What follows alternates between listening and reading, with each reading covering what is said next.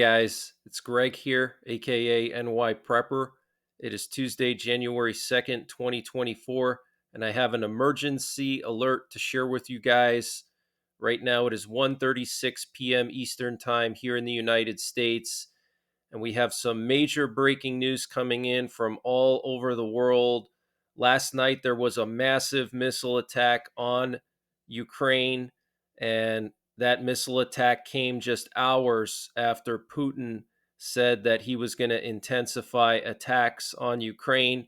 We have the Hamas second in command taken out by a missile strike in Beirut. We also have a potential terrorist attack in Rochester on New Year's Day. So I want to go through all of these headlines with you. Last night, we had a nuclear war command and control plane up in the air for a very, very long time. It was out here in the Atlantic for several hours during the Russian missile attack.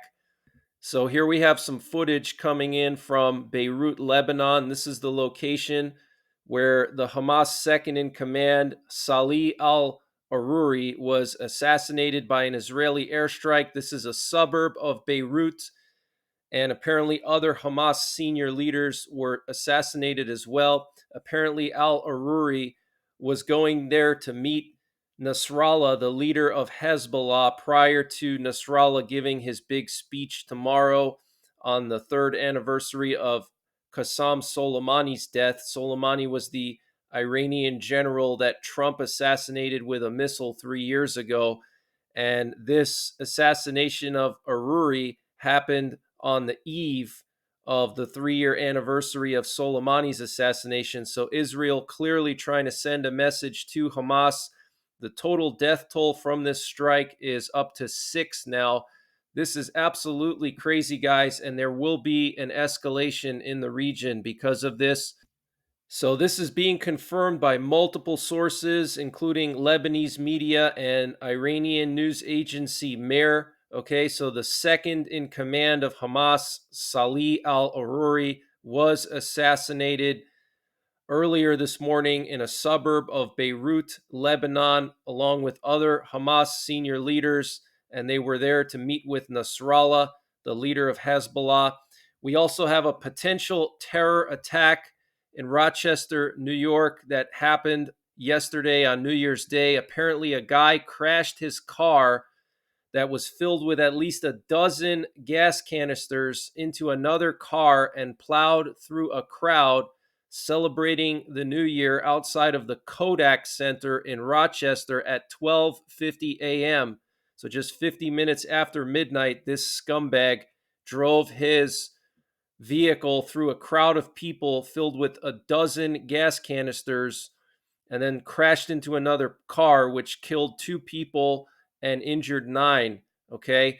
And what's crazy about this is local and federal law enforcement are saying that so far they found no link to terrorism. And this is the guy right here. Okay. I find this very hard to believe that there's no link to terrorism here.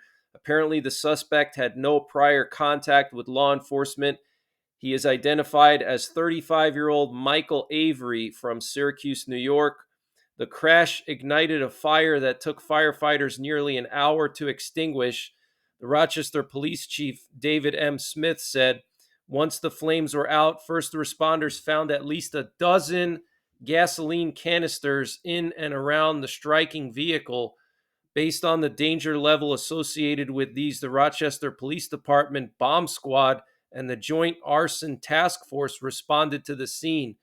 So this is crazy, guys. They had to call the bomb squad because of all the gas canisters, okay? So they're saying no terrorism. I call bullshit, okay? This reminds me of the Thanksgiving Eve situation in Niagara Falls, which is not too far from Rochester, just probably 2 hours or 3 hours max from Rochester, maybe less. Okay, that vehicle drove through the border crossing between Canada and the US just north of Niagara Falls on Thanksgiving Eve. And the story for that one was, oh, his accelerator pedal got stuck. So, yeah, I don't believe it. And then in one of my recent updates yesterday, I reported that there was an Iranian national with suspected ties to terrorism who tried to sneak into the U.S. through the Niagara Falls border crossings, and he was deported in December, but he first started trying to get in October. Okay, so this is very, very serious, guys. They're clearly focusing on Western New York State, and seems like there's some kind of terror cell operating in that area. And Russia launched a massive missile attack on Ukraine last night with at least 99 missiles and 35 Iranian Shahed drones. There were at least 21 Russian strategic bombers airborne during the strike, 17 Tu 95s and 4 Tu 22s. Multiple hypersonic missiles were launched from at least 9 MiG 31Ks. And so far, as of 6 p.m., local time in Ukraine, 5 people have been killed and 129 injured from the attack. So this attack was almost as severe as the one on New Year's Eve, okay? And in that attack, they launched like 125 missiles, and there were well over a dozen people killed. Power was cut in Kyiv, the capital of Ukraine, in many districts last night, and transformers were hit. Power plants and pipelines were hit as well. And the good news is that power has been fully restored to Kyiv as of 4:20 p.m. local time, according to Ukrainian private energy company DTEK.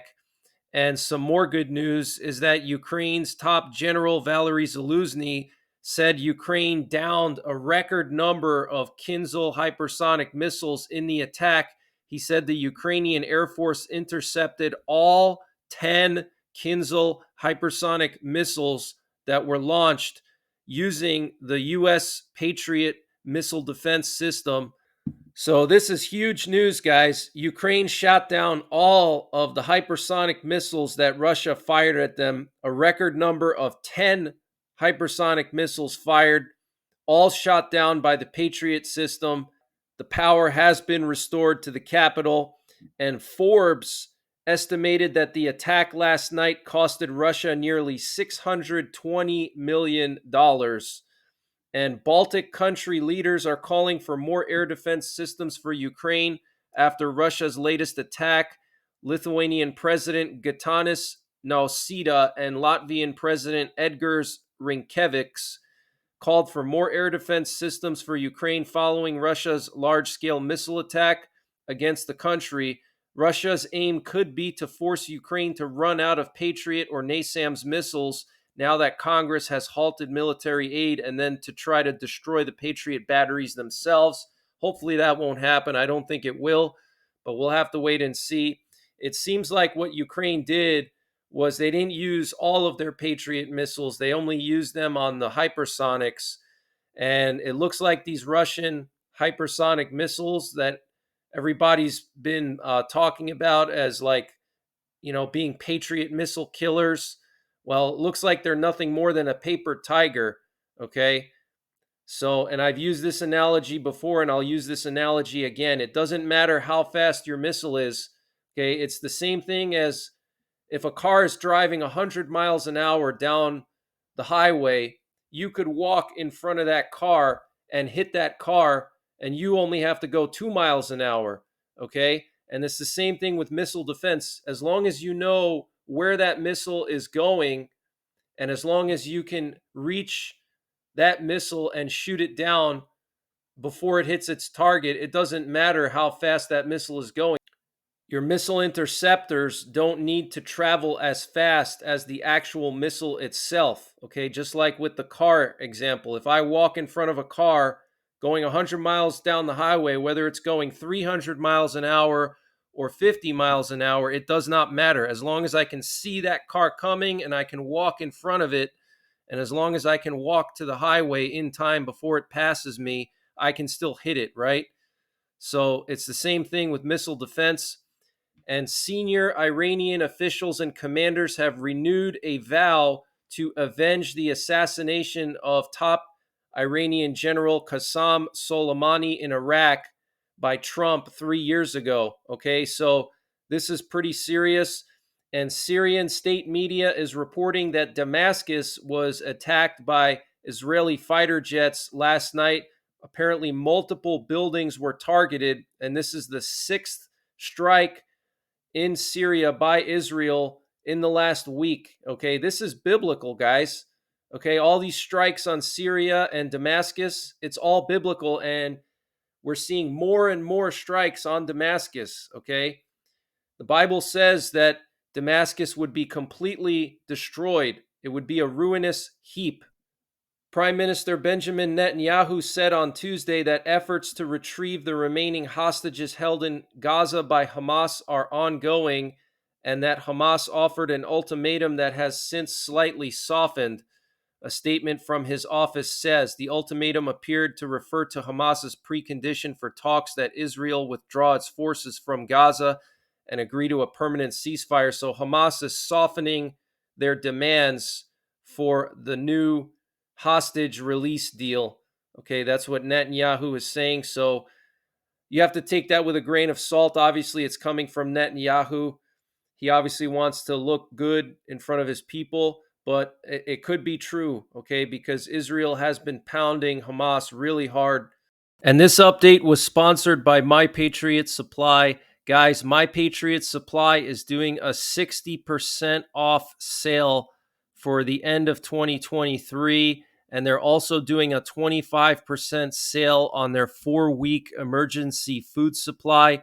To get these deals, you have to go to preparewithnyprepper.com.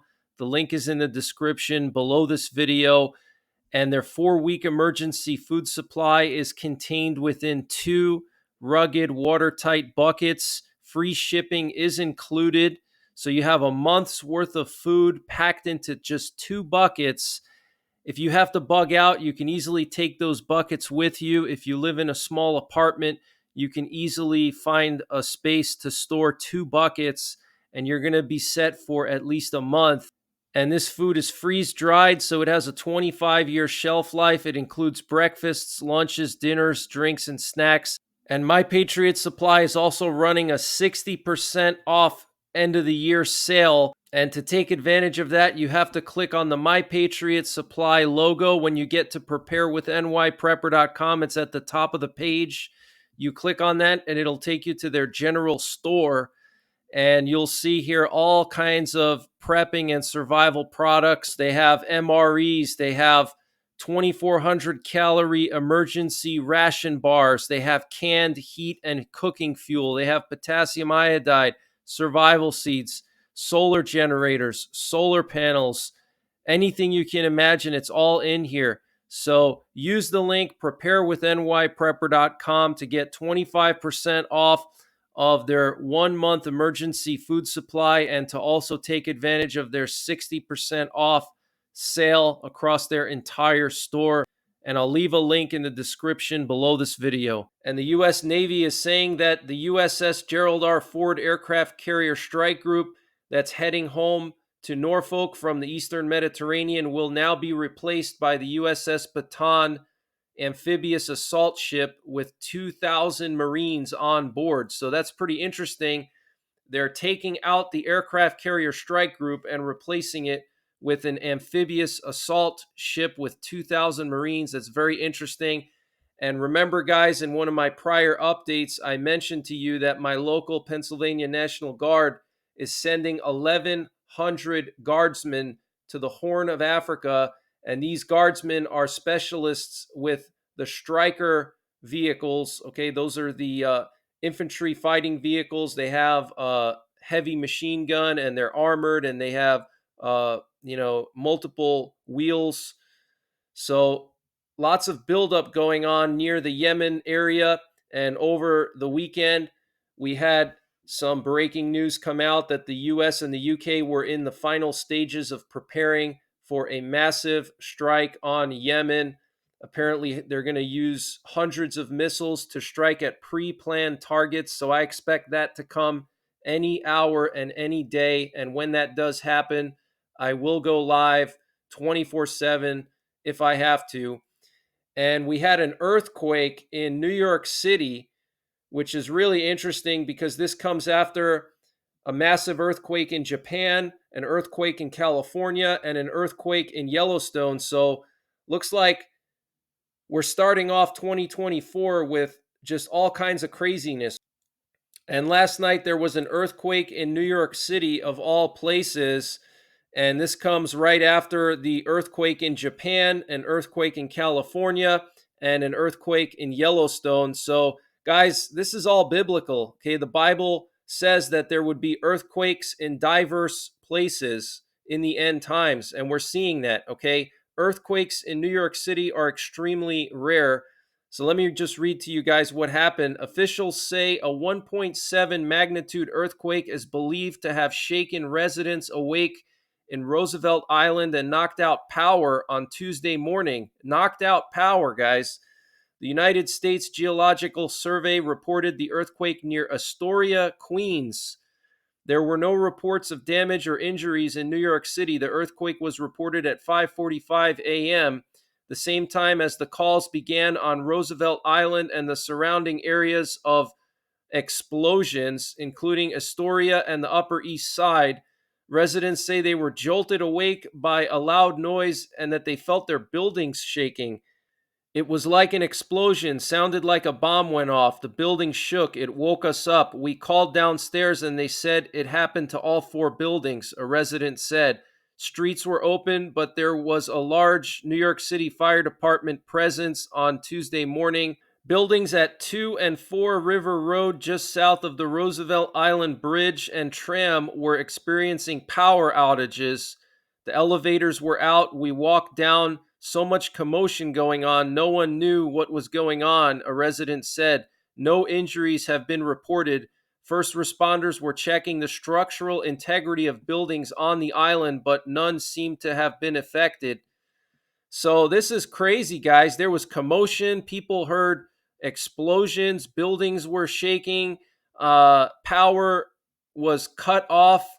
I mean, this is crazy for New York City. That's very rare, guys. And I'm telling you, last night, I swear I felt an earthquake here in central Pennsylvania, 300 miles from New York City. I swear I felt the ground shake for a couple of seconds late last night. So, very interesting. And apparently, there were multiple small explosions heard on New York City's Roosevelt Island. So far, the New York City Fire Department says there's no clear cause identified. It could have been related to this earthquake. And the death toll from the Japan earthquake is up to 55 right now. And there were a total of at least 200 earthquakes in Japan on New Year's Day, ranging from magnitude 3.0 to 7.6. That is absolutely insane. Guys, this is biblical. All this stuff that's going on, these wars, these earthquakes. Look at how 2024 kicked off. It kicked off with massive earthquakes all over the place in random places like New York City, Japan. Kicked off with missile strikes, record missile strikes, assassinations, okay? 2024 is going to be absolutely insane, guys. And there was an attempted assassination on a South Korean political opposition leader yesterday. He was stabbed in the neck and is now undergoing emergency surgery after his jugular vein was suspected to have been damaged. South Korea's tough-speaking liberal opposition leader Lee Jae-myung was stabbed in the neck by an unidentified knife-wielding man who attempted to kill him during his visit to the southeastern city of Busan on Tuesday. Lee, 59, the head of the main opposition Democratic Party, was airlifted to a Seoul hospital after receiving emergency treatment in Busan. Lee's party later said he was recovering at an intensive care unit at the Seoul National University Hospital following a 2-hour operation. The attack happened as Lee walked through a crowd of journalists and others after a tour of the proposed site of a new airport in Busan. The attacker approached Lee saying he wanted his autograph, then stabbed him in the left side of the neck, senior Busan police officer Son Jae-han said in a briefing. And an intruder broke into the building of the Colorado Supreme Court late last night and allegedly fired shots and was arrested. It is unclear at this time if it is related to the Colorado Supreme Court's recent decision to remove Trump from the primary ballot in 2024. And the Colorado State Patrol is saying that today at approximately 1:15 a.m., a two-vehicle crash occurred at 13th and Lincoln. One individual involved reportedly pointed a handgun at the other driver. A short time later, that individual shot out a window on the east side of the Ralph L. Carr Colorado Judicial Center located at 2 East 14th Avenue, Denver, Colorado. The individual entered the building and came in contact with an unarmed security guard from the Colorado State Patrol Capitol Security Unit. The individual held the security guard at gunpoint and demanded access to other parts of the building. The individual obtained keys from the security guard and proceeded into other parts of the building and accessed an unknown number of floors. Denver Police Department officers, as well as Colorado State Patrol troopers, responded to the scene and set up a perimeter. The suspect then made his way to the 7th floor where he fired additional shots inside the building. At approximately 3 a.m., the suspect called 911 and voluntarily surrendered to police. He was placed in custody without further incident. There are no injuries to building occupants, the suspect, or police. So this is very strange, guys. Okay, what a crazy way to start off 2024. And this is just the beginning, guys. Okay, we're going to see more escalation in Ukraine, more escalation in the Middle East, more escalation in Korea, Venezuela, China. Okay, I expect Ukraine to launch a massive retaliation strike probably tonight or tomorrow after Russia attacked them last night. So things are getting crazy, guys. We also have the leader of Hamas getting assassinated, and I'm sure Hezbollah is going to try to retaliate after Al Aruri was assassinated last night. So things are really getting crazy, guys. Make sure you're getting prepared physically, mentally, and spiritually. 2024 is going to be totally insane. It's going to be a lot worse than last year or the year before. So I'll be back later on this evening with another update for you guys. And before I go, I just want to shout out a channel. We have Duramax News. He's a buddy of mine. He covers breaking news just like I do. He's actually live right now. He's live 24/7. He does live coverage 24/7. He has webcams set up from around the world so you can see webcams of different areas around the world. He also tracks emergency action messages, which are the nuclear attack options, and he does breaking news updates. So he's on 24/7, so check him out, Duramax News, and I will be back this evening with another update. So make sure you're subscribed and hit the bell icon below so you get notified when I post these updates. And until then, take care, God bless, and don't forget the 3 Ps: prepare, practice, and persevere.